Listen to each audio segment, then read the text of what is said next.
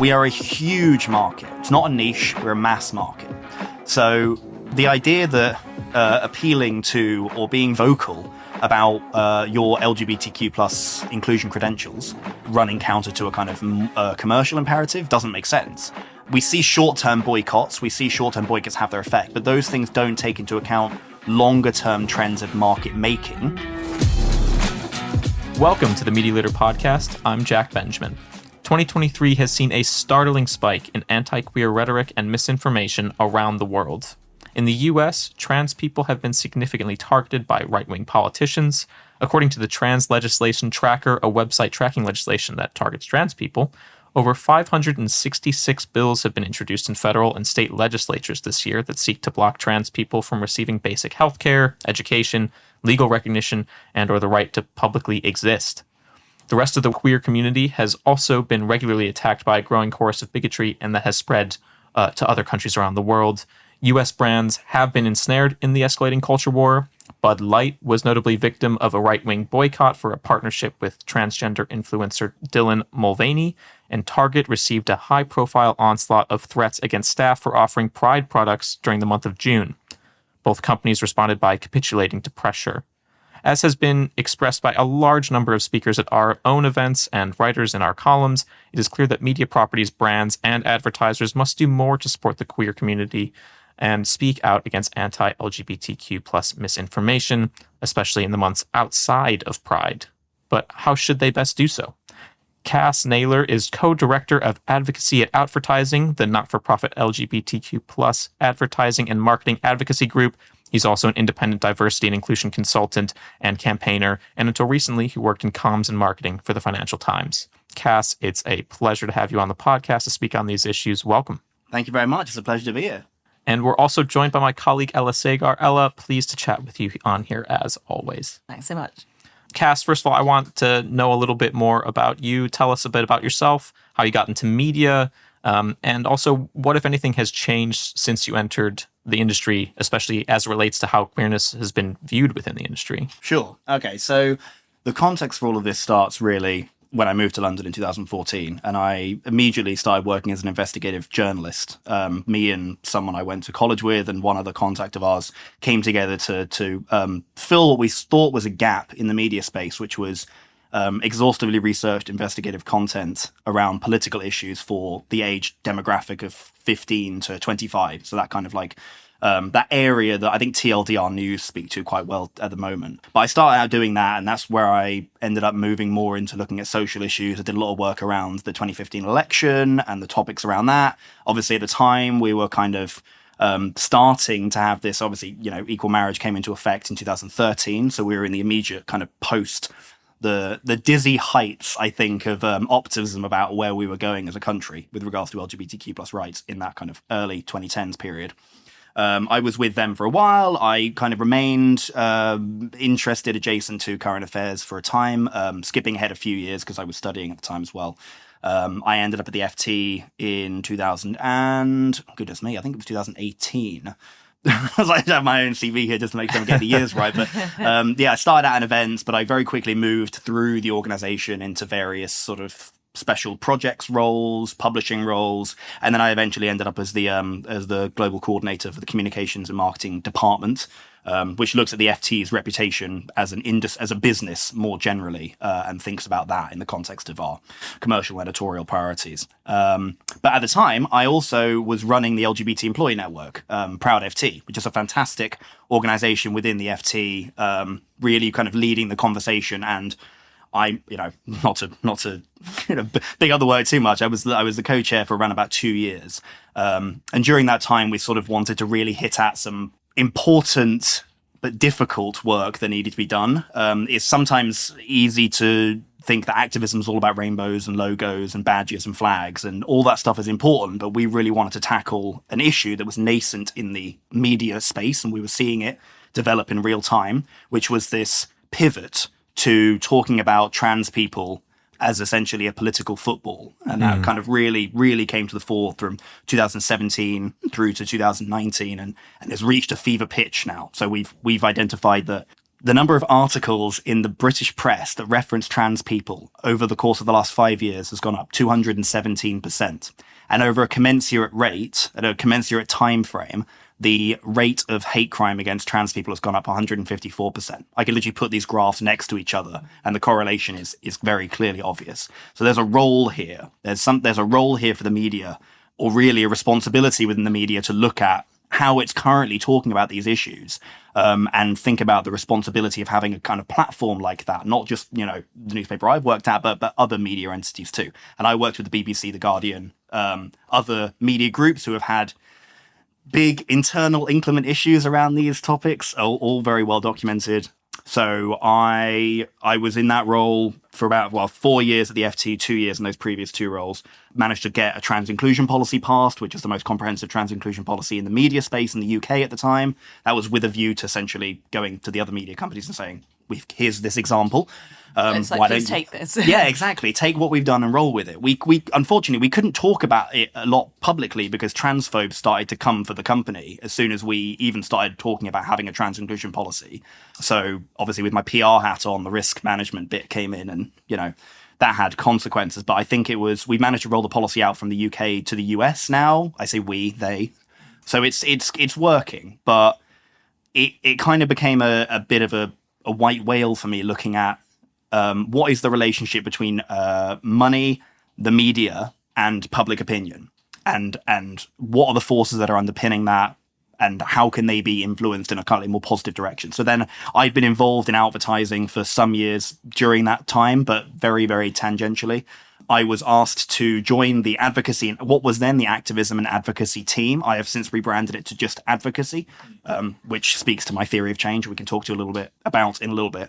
But I really wanted to get into looking at the ecosystem of how advertisers, brands, agencies, media owners, regulators, advertising technology businesses, how they all operate in this space and, willingly or otherwise, have created a kind of ecosystem of hatred where media owners engage in kind of really, really horrible, and it's not just trans people, it's not just LGBTQ plus people. We see it with migrants, we see it with benefit claimants and people of lower socioeconomic status. It's happening to many different demographics of people, but it's put in really stark focus when it comes to talking about LGBTQ plus people, and really looking at how to change that. We're like looking at the money that powers it and how we can talk about responsibility in that system, especially in the run up to the election next year, which we know, not just our election, but the American election too, is going to be contested on these issues. So it's only going to get worse. And that's kind of why I'm doing what I'm doing. I'll have many questions on how you hope to accomplish all of that. But first, can you tell me a little bit more about Outvertising? Because I know you mentioned you've been working with them for a while, but only recently in a very official capacity. And Ella, I think I also hear that you've joined the Slack channel. The Outvertising Slack channel is great. Yeah. And it's a very recent join. And I've been kind of watching from a distance for a while. So, but it's a lovely community. It does seem very lovely. And we're definitely, that's kind of how we started, really. So I always said that Outvertising as it currently stands is an organization with two aspects.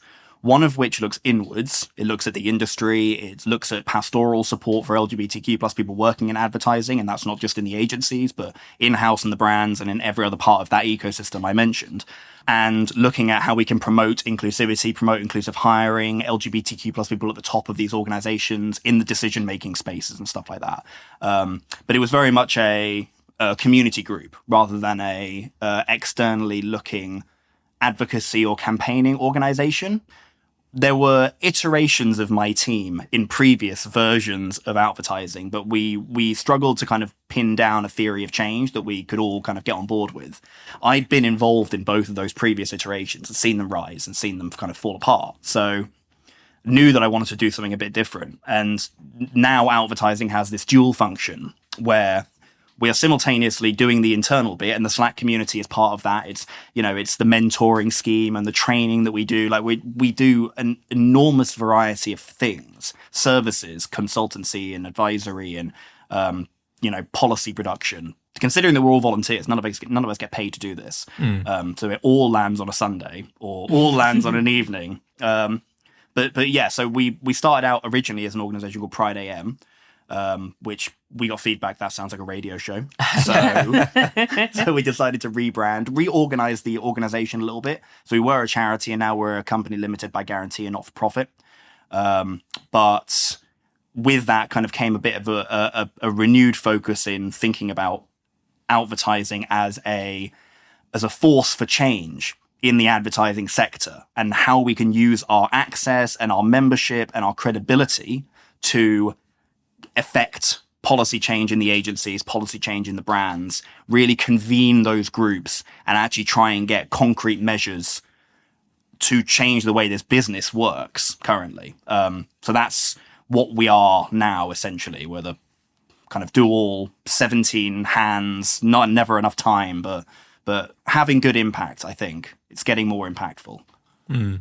You've mentioned the theory of change multiple times already, and what exactly is your theory of change? I mean, if you could boil it down to just the boilerplate.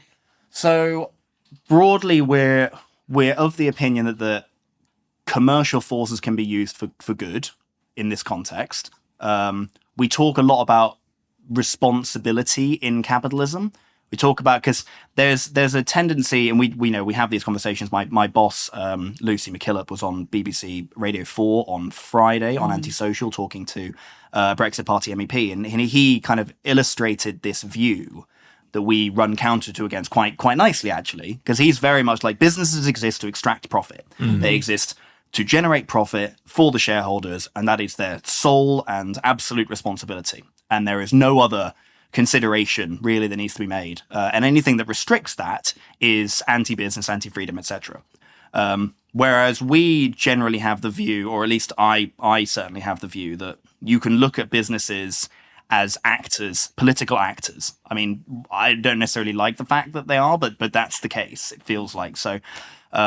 So we generally we believe in the power of business to change the way that it operates, and kind of working within that structure, which comes into the second part, which is that we are not really a shout from the barricades organization. There are organizations that are, and they are incredibly important to the sort of the matrix of organizations trying to pursue this work. But we are much more of a advocacy group. We want to get into the decision-making spaces. We want to be talking to the people who take those decisions and guiding them. So it's much more quiet. It's much more consultative. It's much more, we're not publicly shaming people. We're celebrating good work. We're quietly having conversations with people who don't do as good work in order to basically help them do better. It's not about, trying to humiliate people for getting it wrong. Because we run into this issue of people are terrified of getting it wrong and they don't do anything. And if they don't put enough thought into that, then we can end up with situations like Bud Light and Target and, other examples in the UK as well. So really the theory of change is about getting in and hearing all sides, which can be difficult sometimes because, sometimes you're dealing with people whose views fundamentally contradict your right to a dignified living, which is hard. And I pivoted very much into trans inclusion specifically on this point because I'm not trans, I'm cis, which means that I can maintain enough of an emotional distance from it to kind of get into that room and have a conversation, as anathema as it feels like sometimes. But then the second point is about credibility. And we are seeing a lot of people's views be driven more by entities they consider to have credibility than necessarily ideas they consider to be credible. So again, that's been part of it. I really want advertising to be basically anybody who works in advertising who is involved in a process. I want the word advertising to be at the back of their head. At any point in that process, what would be the view of what would be their perspective, what would be their view, and to have that kind of ubiquity within the space. So yeah, that's really it. It's just getting into the spaces and kind of twisting the ratchet, as it were, but making change there. It's like slowly kind of moving the dial a little bit. And I think it's one of those things, that fear of getting things wrong and of making headlines for the wrong reasons or having any kind of backlash for a brand campaign that you've done or anything like that is so real. It's where it's kind of across the board, is from a people of colour perspective, like the Sainsbury's ad that was spotlighting a black family that got such a backlash. Yeah. But then it's, if anything gets difficult and you just pull back, go, okay, we're not doing that again, then that's never going to make any progress. And it's even more dangerous. Yeah. Like, not doing anything is bad enough. It doesn't fit with the way the market's going. It doesn't make commercial sense. It doesn't make moral sense, I don't think. But it's even worse when you kind of do something and then receive backlash and then run away, because that only emboldens the people who are attacking you. That tells them these tactics work. We will continue doing this. And that's the reason why Outvertising had a very big campaign that we got about 120 different organizations, advertising groups, civil action groups. The World Federation of Advertisers sponsored this. Pretty much every big advertising agency group and every big association in this country, and we're also doing work in the US to get it as well. It was about standing your ground, because this has become a point where we cannot afford to give any more space to the people who want to eradicate us from public life. And that's what it is. This is fundamentally coming down to people who do not want to see LGBTQ plus people in public, not in art, not in advertising, not in media. They just want us to not exist, like it was the 1950s again. And we cannot afford to allow that view to have any kind of prominence. And running away when you receive backlash is one of the surest ways to empower people who will continue to bully these companies, bully the people who work for them, because it's usually directed at individual people, leaders, and anybody whose name they can get hold of. Yeah, it's despicable stuff, but unfortunately it's become a tactical consideration now for those of us who are promoting inclusion to think about these things. You mentioned earlier the sort of role of responsibility that companies have, that brands have, and it spoke to a recent op-ed that our editor Omar Oakes wrote. I wanted to read a quote from it. He said, quote, "Ethical practice and profitability are not mutually exclusive nor incompatible, and maybe media owners should generally be more vocal when it comes to issues that really matter, such as the environment, wealth inequality, or inclusion. But this seems like a lot to ask when businesses should and are legally obliged to, let's not forget, be focused on making their shareholders money," unquote. So it kind of is straddling both sides of what you mentioned in terms of businesses ultimately have a responsibility to make money versus the sort of businesses as a political actor, which they are seen, at least in the US, if you can make it. Oh yes, there's the Hobby Lobby stuff. Yeah. Well, that's slightly all that. different view, but yeah. That's just my the background of the country that I'm from. different here, I imagine. But I wanted to hear your reaction to that, Ella. Perhaps you could start as well. Where do you see this? Are businesses primarily just out there to make money, and how much should they lean into these more like social issues? I think sometimes some of the conversations tend to be, well, is it a brand's place? If you're, say, an FMCG brand, is it your place to then get involved in these conversations? Does it relate to your products at all? And then there's that word of kind of authenticity. Is it performative?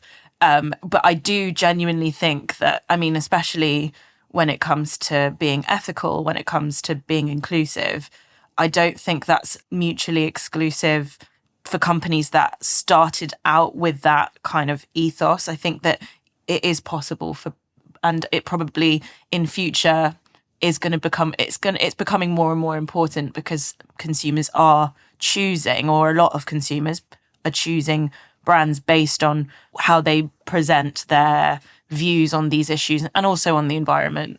So it's one of those things that I think that people are going to have to pay more attention to.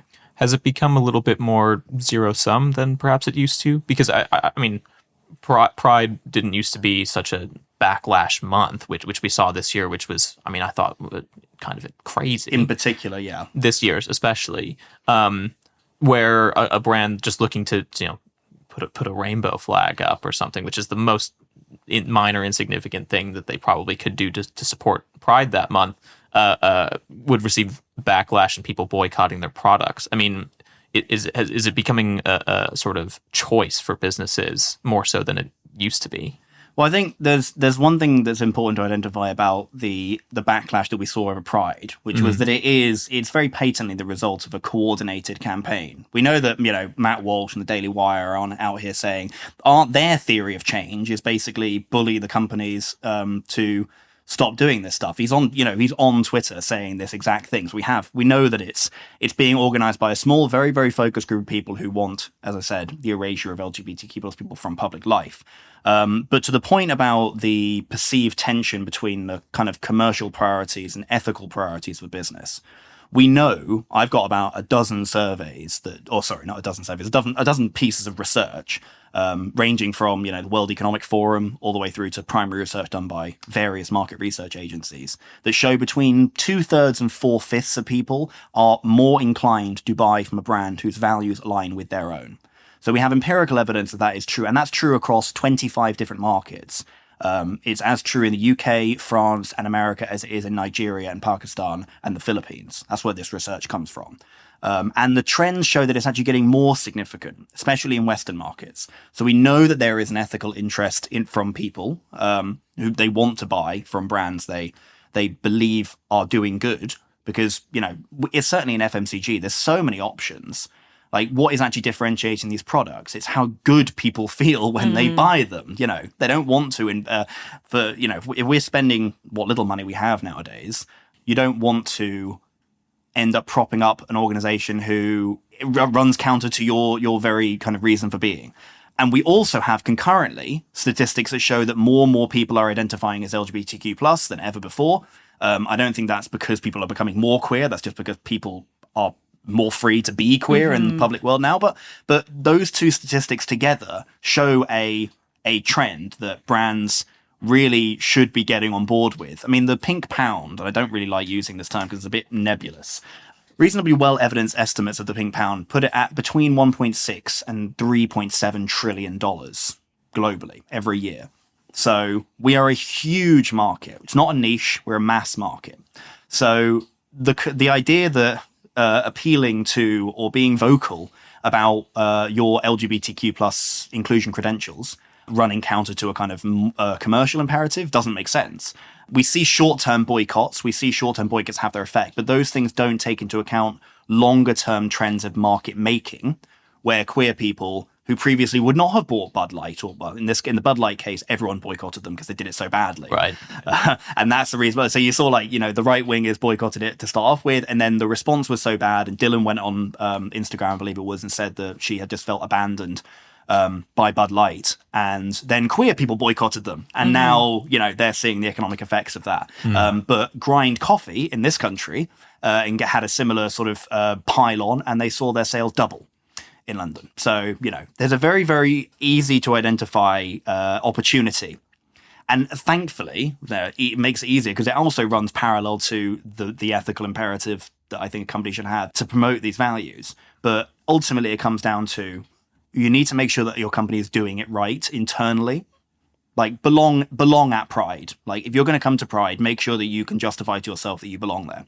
And that involves not just being vocal, although I wish more companies were more vocal about the statements they've signed on to, or the campaigns they've joined, or the organizations they support financially, but also internally. What are your processes? What are your, what are policies in place do you have? How do you protect staff? What employee group do you groups do you have, or have you set up, or sort of Pride events internally or support for employees that you could put in place? Yeah. So it's not just like an Instagram post with a rainbow flag on one day. And that gets seen. Like, we can see, queer people know what pinkwashing looks like. We're very, very sensitive to it now, and we react very badly to it. Yeah. And they're not getting any better at it seems. So you need to engage with your queer employees, and the forum to do that is through the staff network. I'm a big believer in internal employee activism, advocacy through staff networks, ERGs, BRGs.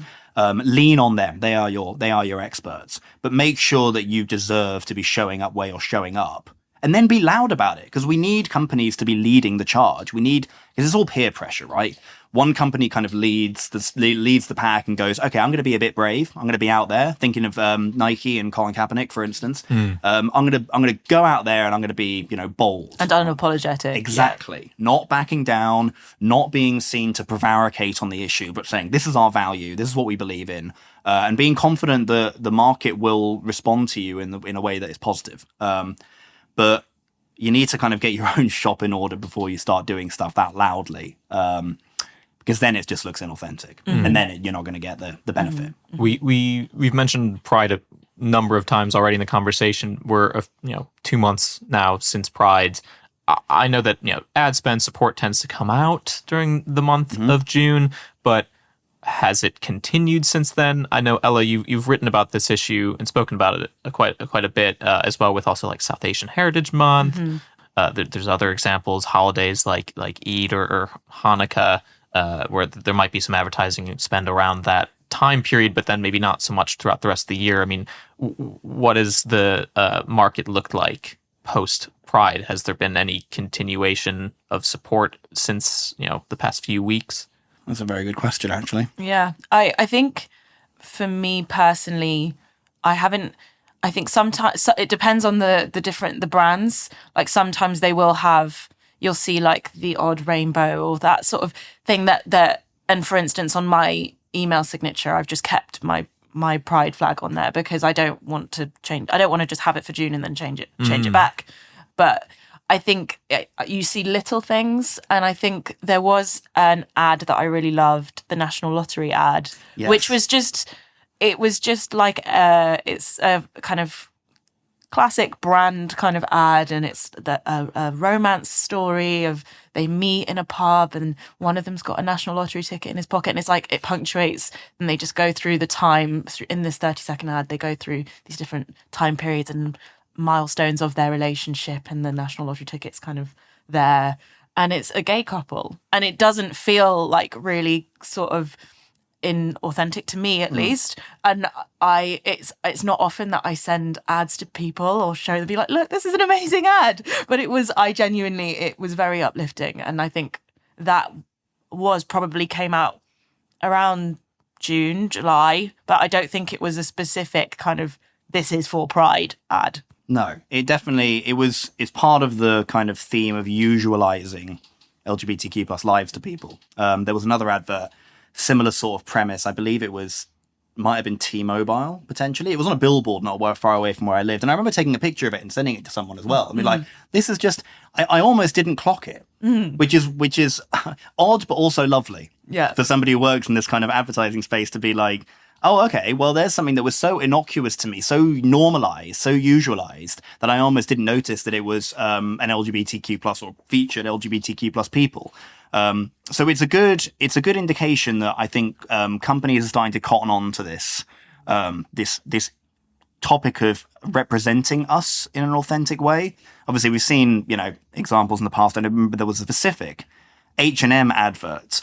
It was a Pride advert, incidentally, from a few years ago, and it kind of represented bisexual people in a really odd kind of, I don't really want to say it rose to biphobia, but it basically implied that bisexual people are fundamentally unfaithful. That old trope. Yeah, Love that. So this is the kind of the issue when you don't have queer people involved in the process of putting together the brief for the ad or the casting or stuff like that, and that's stuff we talk about as well.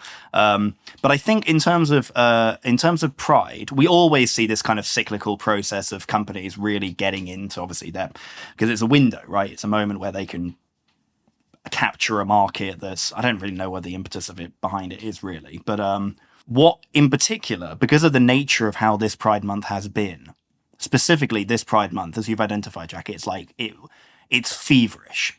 Like the whole thing about not just Dylan, but also cases like do you see Edinburgh Zoo having to fend off backlash on Twitter because they put something trans inclusive on there? Innocent Smoothie did a thread on Twitter, which is an informational thread, and they did it in partnership with Mermaids, the trans charity. And they were just dogpiled, and they backed away as well. They said, it was a mistake to get involved in this. And wow. I mean, I didn't know that, but I think if you're doing it, they've obviously gone to the experts in that area, and they're trying to put out information, and then it's that kind of thing is quite shocking that it can escalate so quickly. Yeah, it's not even advertising. Just an attempt to enlighten some people about the nature of, specific issues that mermaids talk about. And it's really, and then we get to the issue of Costa and the fact that, they put a trans, not even a trans person. We've not even confirmed this person is trans, by the way. This person just has a double mastectomy. This art piece. Yes, it's a mural, isn't it? It's a stylized art piece on a van. On a van, yeah. And it's turned into this enormously overblown thing. And it does speak to the trend that we identified earlier on, which is that it's getting worse. In this country, for instance, we used to be first on the ILGA rainbow ranking for inclusivity, legal, political, cultural, financial inclusivity for LGBTQ plus people in Europe. We used to be number 1 in 2015, and we have since slipped to number 17. We went from 1st to 3rd to 5th to 9th to 13th to 17th, and that's in the years since equal marriage. Because a lot of people took equal marriage and went, cool, we're done now. We won. Well done, everyone. Right. Crack the champagne. Inclusion has been achieved. And in reality, it's that ambivalence or that apathy that's led us to this point. But what brands do seem to be doing, and we've noticed this and our partners have noticed this as well, is that the reaction to the Pride Month this year was so rabid, it's actually made a lot of people go, okay, maybe we should probably be talking about this and engaging with advertising, engaging with, the Conscious Advertising Network or Stonewall and, our ancillary kind of friends who do this sort of work. There's definitely been more interest, and we're having much more frank conversations with people because, it's now so evident this is becoming an emergency. And even people who are relatively on the fence, who weren't necessarily aligned with the issue or really aware of it, are coming out of the fore and saying this has become quite dangerous. Yeah, exactly. And they know it's going to get worse.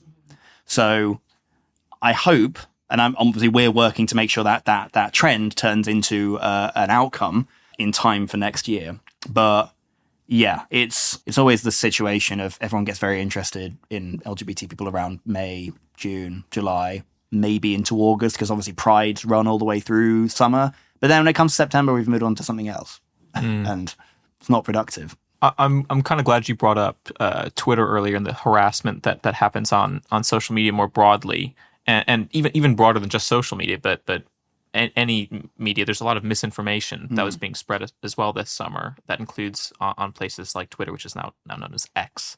Do I need to call it X? I'm not sorry. I'm sorry. If Elon Musk can't even name his own daughter her proper name, I'm not going to name Twitter the new name. I'm aware part of advertising efforts as well has been to sort of steer advertisers away from misinformation that's being spread about the LGBTQ community. I'm curious what that actually looks like, because it's a very difficult space, and it's a huge topic, probably its own podcast topic, frankly, on how to sort of steer advertisers away from misinformation. But what have you guys been doing about that issue? Well, so that's the point where we start looking at the role of the media owners and the publishers, because obviously I come from a media background. I've been a journalist myself as well. I think about the kind of the responsibility of people who have a platform like that to use it responsibly. So at this point, I tend to draw a distinction between misinformation and disinformation, because it feels like there's so much misinformation, and misinformation can be incidental or not. We try and address misinformation, absolutely, but it is usually an accidental thing, as distinguished from disinformation, which is the active policy of trying to put out misinformation in order to drive a narrative. And we're very focused on disinformation because we can look at the actors that are perpetrating it. And in this case, specifically on, trans people, take a couple of good examples. Obviously, Twitter is an example of where a company has abnegated its responsibility, its editorial responsibility for content on the platform. We know it's basically a conscious policy decision by the new ownership. And as a result, it's turned, Twitter was already quite bad before, but it's become, horrendous now.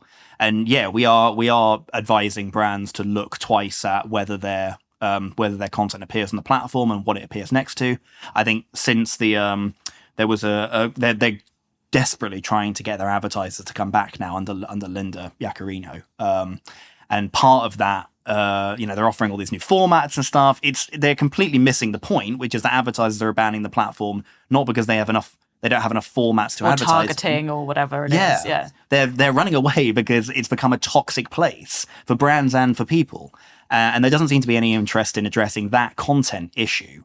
Twitter is an issue of sort of a kind of a company policy thing. And then you get an example like GB News, who just, I don't think I need to tell any of your listeners what kind of stuff GB News comes out with, or the fact that it's calling itself a news organization, and it's just the import of American style, the conflation of news and opinion, which has been so unbelievably poisonous to the American political discourse. And now we're looking at actively importing it into this country.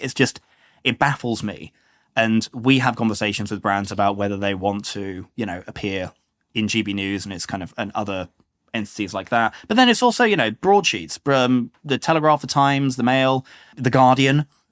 There's been lots of organizations that have engaged in this culture war stuff to drive attention maybe, and then the attention is sold to advertisers or to shore up reader numbers or whatever. There may be a million reasons why, but all of it is stuff that we look at quite intensely, and we tend to approach it in one of two ways.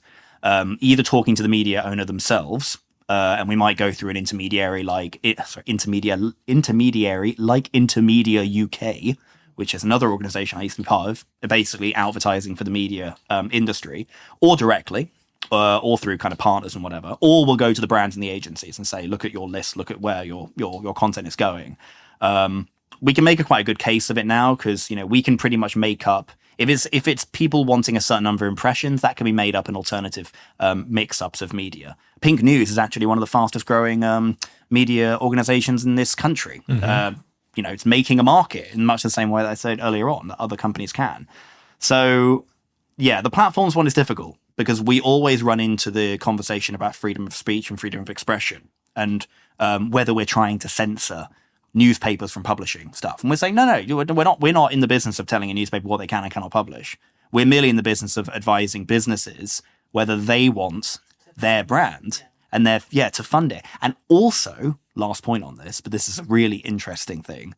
In the new kind of reforms, let's call them the Linda Yaccarino reforms, they are now working out a model whereby individual influencers can get a portion of profits or portion of revenue from the advertising that happens around their content, which means that advertisers are now basically directly funding people like Andrew Tate and a whole assortment of people who've made Twitter their home because it's become this sort of anarchic, the only place that they can go, like exactly. The Donald Trumps and Tucker Carlsons and that sort of discourse where you can't be on a broadcast show anymore on Fox News in Tucker Carlson's case. Oh no, I'll host my show on Twitter instead. So that's kind of all you need to know on that. Or Truth Social, I guess, or these other right wing. The connection between the money and the hatred is so much more distinct.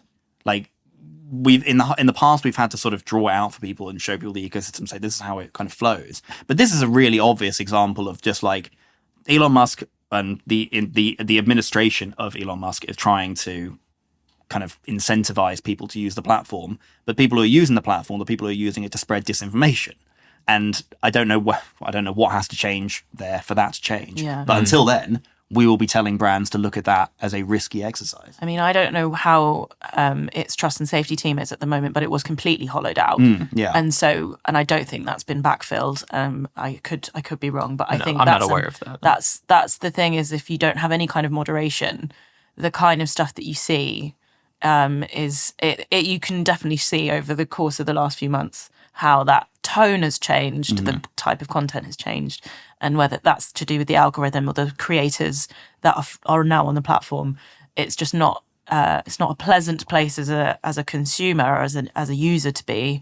And so if that's the case, then I think various groups have agency groups have said that it was not on their like list of safe platforms or recommended platforms. I think Group M was probably the biggest. I mean, all of these sort of changes have also, risks the loss of trust of especially the queer community. Ella, perhaps you have thoughts. I mean, how do you regain that type of trust? Is it as simple as Linda Yaccarino going and telling, "Oh, we're actually going to make some changes"?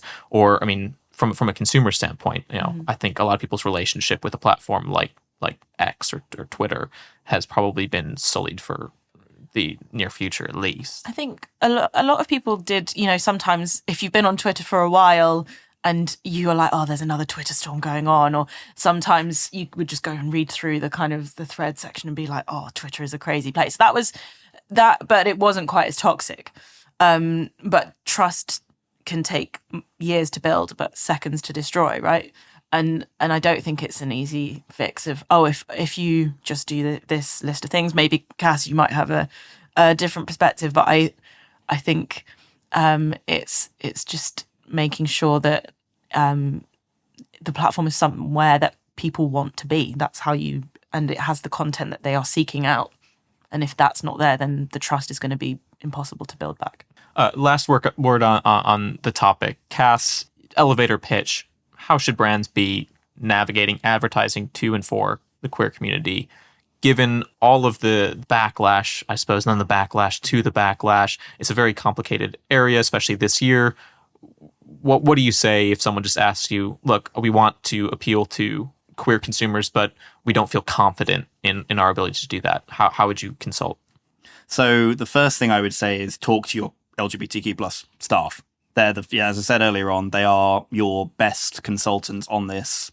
As people who are aligned with the mission of your brand and how it kind of fits into the conversation around inclusivity, you need to make sure that any work that you do internally or externally comes from the will of that constituency within the business. So that's point one. Point two is have a plan in place for dealing with backlash. I recommend looking up a report called Braving the Backlash by We Are Social, the agency We Are Social. It's a little bit old. It's from 2018. We're actually in conversation with them to update it for the kind of 2023 and beyond. So yeah, really have a plan for how you're going to deal with that. Train your social media managers, train your customer facing people, make sure they know what they're doing. And secondly, seek consultancy from experts. There are many organizations who can guide you, not just in the aspect of the policy writing, but also looking at casting, looking at kind of creative consultancy. There's a whole big matrix of groups out there. The Diversity Sans Collective being a good example to help with kind of guiding on putting together advertising briefs to make sure that the content is inclusive. So there's a number of measures. I will plug something that Outvertising is doing. So my principal output as the co-director of advocacy is hopefully in November, theoretically, we're going to be producing and releasing the universal one-stop shop guidebook for inclusive advertising for everybody involved in the space. So for brands, there'll be measures in there for brands, for agencies, for regulators, for ad tech. And we essentially want to make it as easy as possible for people to say, here's the single source of truth. We're going to get, the legitimacy of many organizations supporting and pulling together to produce this work so that, anybody who's in this space can go, as an answer to your question, the elevator pitch will become read that book. So those are probably the three most important things, I think. And then also the last thing, which is a bit of an esoteric point that sometimes gets missed, which is programmatic and ad tech, and how your content can land in dark pools or like pools of advertising inventory with questionable destination, essentially. And it's all very kind of obscured. I recommend following the work of Nandini Chami and Check My Ads in America. They are excellent on this stuff. I'll plug, I did do a feature interview with them last year, so you can go and read that on the Media Leader as well. Yeah. They do very interesting work. The work is out there. The guidance is out there. It's just, first of all, people need to go out and look for it. But secondly, we're engaged in the work of trying to make it as easy as possible by drawing all of this stuff together, working with Check My Ads to produce this as well, to, move the dial in a meaningful way. I want to transition us briefly into a quick hit section. We don't have too much time, and I was going to ask about some recent news about Twitter, but we've actually already, I think, covered it. So I can skip that one. One of the other big pieces of news over the past week was Disney reporting its second quarter earnings. Analysts were sort of mixed on the results there, but notably the company said that it would be hiking the price of its ad-free subscriptions to both Disney Plus and Hulu Plus. I don't know if either of you are subscribers, actually. Sort of. My friend Claudia and I share a Disney Plus. Oh no, you're going to get done as well. I know. And so we set that up in 2020 as a free trial to watch all of the Star Wars movies back to back in the middle of the pandemic. We watched that all kind of, remotely, that sort of Netflix party style. And now I think there's a bunch of us who have like our own profiles on the account. But I don't know how much longer that will last. And the price, well, they're going to crack down on password sharing. And the password sharing, as we discussed like earlier in the week with Netflix, it's kind of the same playbook of cracking down on password sharing and then making that divide between the ad-funded tier and the ad-free tier, so much so that you will, a lot of people will probably choose to move to a much cheaper tier. I think the difference in price at the moment, it's just in the States where they've kind of done those price rises. But you can take that as an indicator that there's about like $8-9 between each tier for Disney Plus, Hulu, ESPN Plus, that sort of thing. So that's kind of what's coming. Essentially pushing people to probably do the ad tier unless you really have the money for it. I think it's so that they can try and get more eyeballs there for the advertisers. But I just wonder what that makeup of the audience is going to be. And Omar mentioned this earlier in the week in our podcast, a journalist podcast, was like, what is that demographic that goes for that cheaper tier that's ad funded going to be that appealing for advertisers?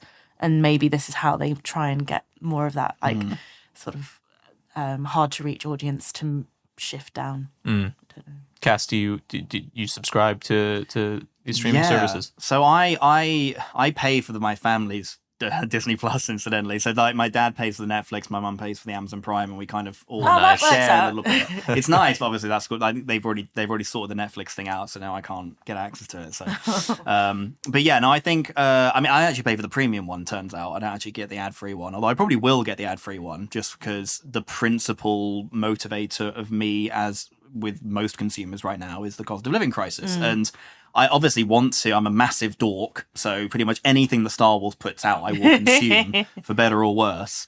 And I like having that. I actually probably is one of my favorite ones, really, just because of the massive estate that Disney now own. But it's not significant enough for me to say goodbye to it. I'd very happily say goodbye to it. And what will happen, as we've already been seeing, is that more and more people faced with the fact that they can't get all the content they want in one place. You're paying for 4 different streaming services. It's crazy. Exactly. Everyone's just going to go back to torrenting things like they did in the. I didn't because I was 4 in 2000, but like people did in the 90s and noughties. It will just return to pirating it, cheating the system. Yeah, because obviously I get inflation being this kind of pervasive issue globally. But it will lead to people farming off those kinds of I don't even really call them luxuries because it feels like escaping from boredom is no longer a luxury for us. But yeah, it's that kind of whole conversation of just don't buy a coffee and don't have as much like streaming services and then you'll be able to afford this. And I'm like, I don't think that's how it works. I don't think won't be able to buy a house because I don't buy I cancel my Disney Plus subscription or whatever. Right. Do you know what I mean? Yeah. It's worth also noting that these changes, especially in Disney's case, are happening in the background of SAG-AFTRA strikes that are going on. I know, Cass, this is a topic that you're passionate about as well. How do you view any business move that a major entertainment company is making at the moment to shore up their business while there's also this whole thing about, well, they're not actually paying the creators? It really sticks in my craw, basically, because it does speak to that topic I was saying earlier on about responsibility in capitalism. And I talk about stakeholder capitalism. Actually, when I joined the team at the FT, going back a little bit, I joined the team that had come up with and was rolling out what they call the new agenda, which is the FT's punt at looking at a new way that capitalism can be done. And it involves looking at the move from thinking about a company as having solely fiduciary responsibilities to shareholders versus having a wider societal responsibility to all the people in its orbit. And that includes, part of that responsibility includes paying your staff, paying your actors, paying I think the VFX people are now going on, have now unionized as well. So it's going to become really, really quite dire for Disney if they don't sort this stuff out, because they've got no avenues to create content if the VFX people go off. So, but I think I look at this in the broader context of companies forgetting or maybe not thinking about themselves as organizations of people with responsibility to society.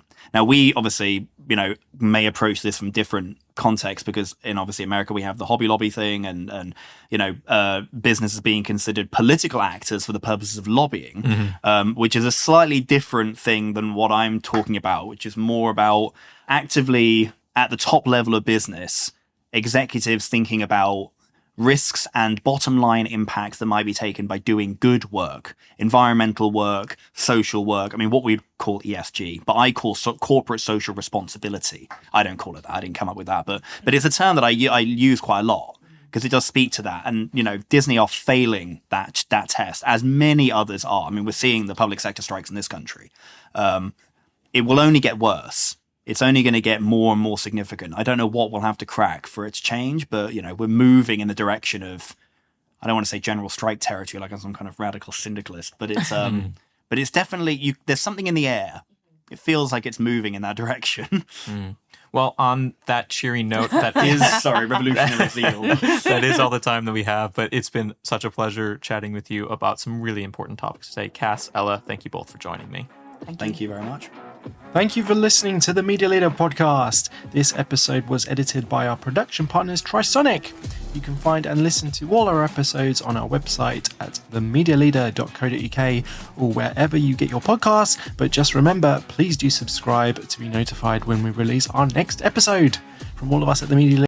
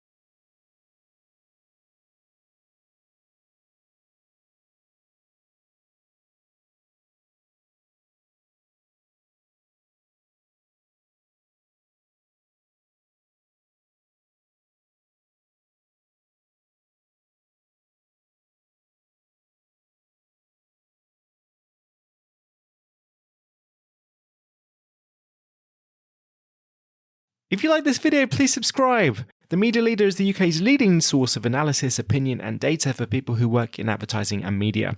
You can keep up with our work by subscribing to our daily bulletin, which also includes information about our industry events throughout the year, and the Media Leader podcast.